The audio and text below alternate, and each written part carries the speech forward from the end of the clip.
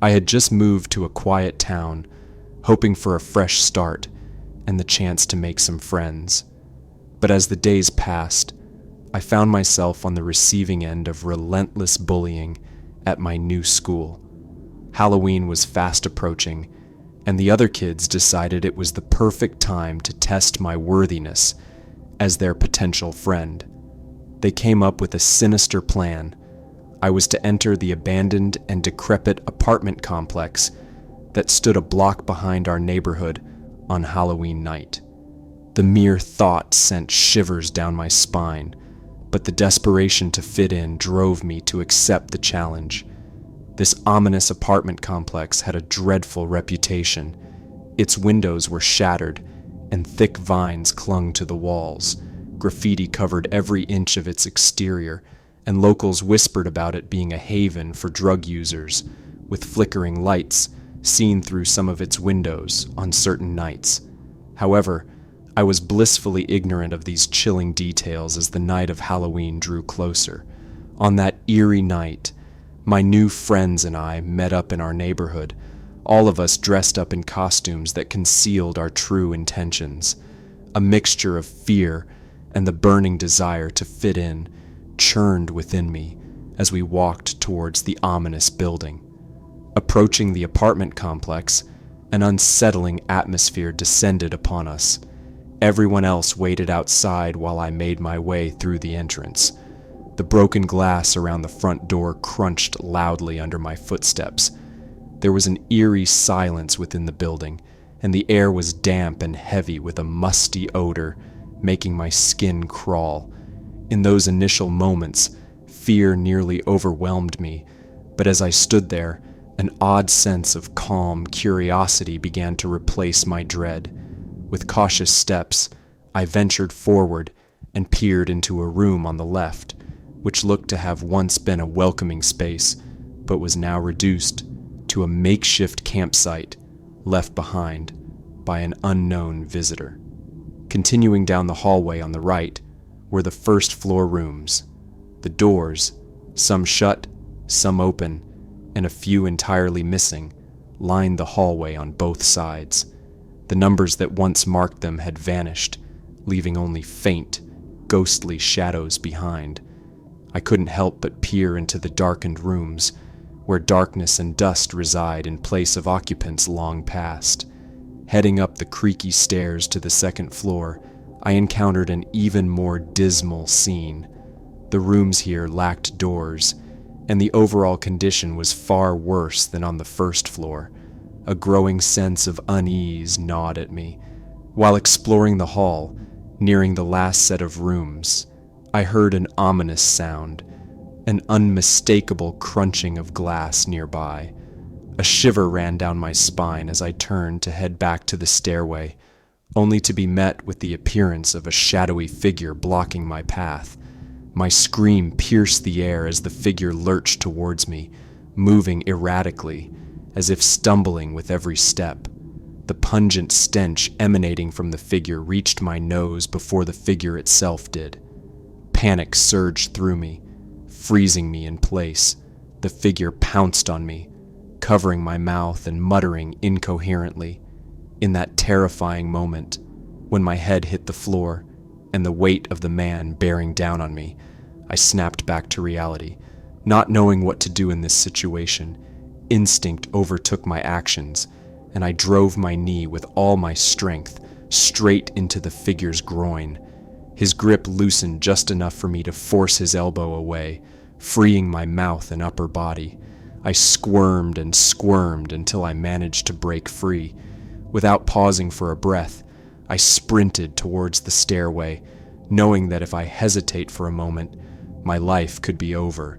Stomping, stumbling footsteps echoed behind me, but I dared not look back. I didn't stop until I burst out of the building, where my friends anxiously awaited me. Without question, we all ran back to my neighborhood. As the night came to an end, I recounted the harrowing ordeal I had experienced. It was a night that would forever haunt my memory, an initiation that had thrust me into the chilling unknown.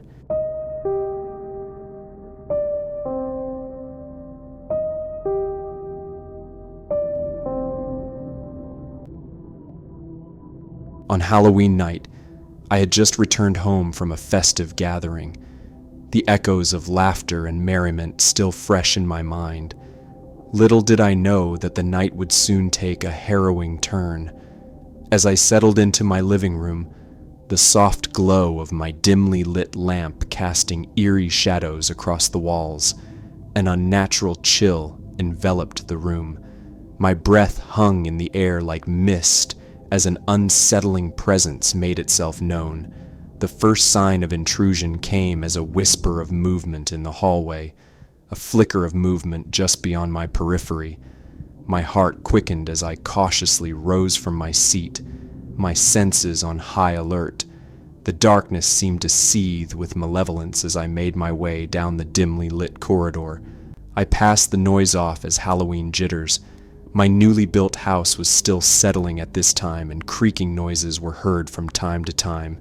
I entered my kitchen for a quick glass of water and a small bite to eat, the jovial feeling from my night out being washed away with the cold water as shivers were sent down my spine, when suddenly it emerged, a monstrous creature, unlike anything I had ever seen.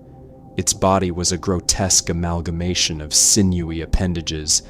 Its eyes glowed with a malevolent fire, and its gnashing teeth gleamed with a hunger for destruction. Panic surged within me as I realized the enormity of the threat that loomed before me. With adrenaline coursing through my veins, I sprang into action. The battle with the monstrous creature unfolded like a nightmarish symphony of chaos and terror, each encounter etching itself into my memory. I rushed through the doorway I entered from, looking for anything to use in defense. Our first clash occurred in the living room. The creature lunged at me with startling speed, its inhuman limbs extending like twisted tendrils. My heart raced as I stood my ground and swung a heavy candlestick, smashing it against the creature's gnashing maw. I felt the impact reverberate up my arm as the creature recoiled, hissing in pain. The skirmish then spilled into the dining room, where shattered china and splintered wood bore witness to our desperate struggle. I darted behind a toppled table, my mind racing to formulate a strategy. Wounded and bleeding from a gash across my forearm, I knew I had to stay vigilant. The creature, seemingly undeterred by its injuries, lunged again, and I narrowly dodged its slashing claws. I grabbed a broken chair leg, my fingers slick with a mix of sweat and blood, and countered with a fierce blow to its midsection. The monster howled, an unearthly wail that echoed in my ears. With each skirmish, my home became a battleground. The kitchen, the hallway, and the bedroom all bearing witness to our life and death struggle. I used whatever makeshift weapon I could find, kitchen knives, a jagged piece of glass, anything that would give me an edge. The creature's attacks grew more savage, its movements becoming increasingly unpredictable. I suffered deep gashes and bruises, each wound a testament to the fierce struggle for survival. In return, I inflicted grievous injuries upon the creature, leaving it maimed and battered. As the minutes stretched into agonizing eternity, I saw my chance. With a surge of determination, I delivered a final, resounding blow to the creature's head, the broken chair leg connecting with a sickening crunch. The monstrous intruder convulsed in its death throes, emitting a series of guttural growls before its otherworldly shriek filled the air. With trembling hands and a heart still pounding, I watched as the creature's grotesque form began to liquefy, the room filling with an acrid stench. The viscous substance evaporated into thin air, leaving only the shattered remnants of my home and the scars of a nightmarish battle. In the end, I stood victorious, though not unscathed, having faced and defeated a creature from beyond the realms of imagination. The wounds I bore would heal, but the memories of that horrifying Halloween night would forever linger, a haunting reminder of the darkness, that could descend upon the most ordinary of lives.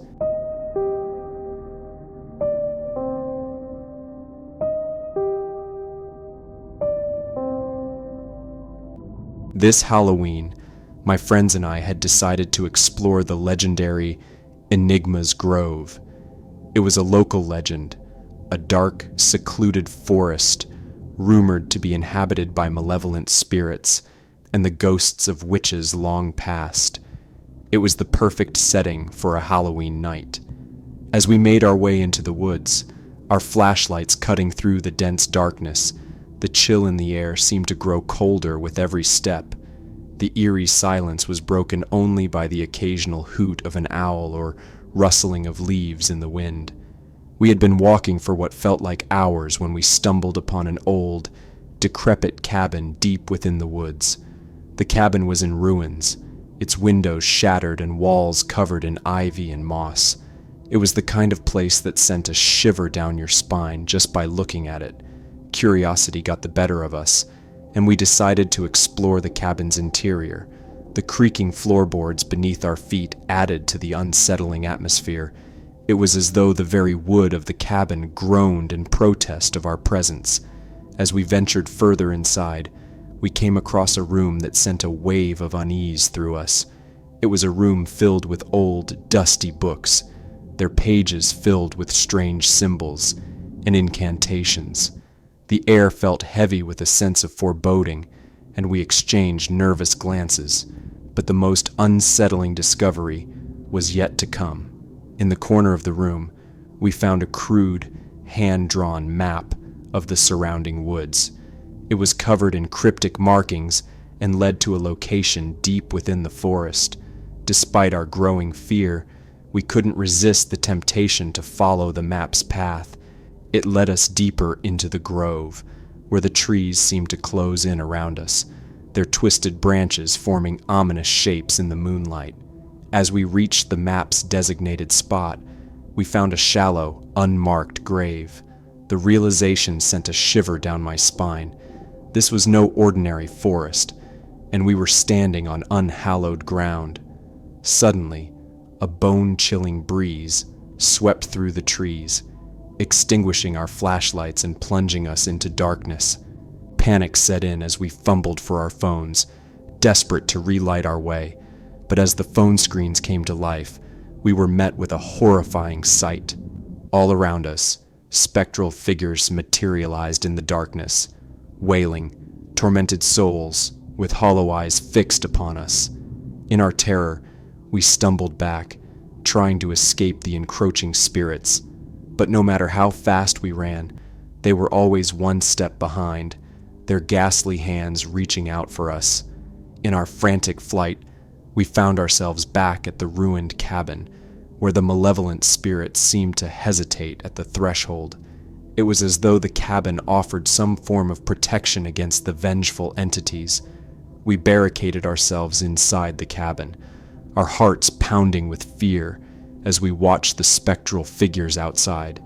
They pressed their twisted, ghostly faces against the shattered windows, their mournful cries filling the night. Hours passed, and the spirits eventually faded back into the darkness, leaving us shaken and traumatized. When dawn finally broke, we emerged from the cabin, determined never to return to the grove. Halloween night had shown us a side of the world we could never have imagined, a realm where the supernatural and the terrifying coexisted. It was a night we would never forget, a night when the line between the living and the dead blurred, leaving us forever changed by the horrors we had witnessed.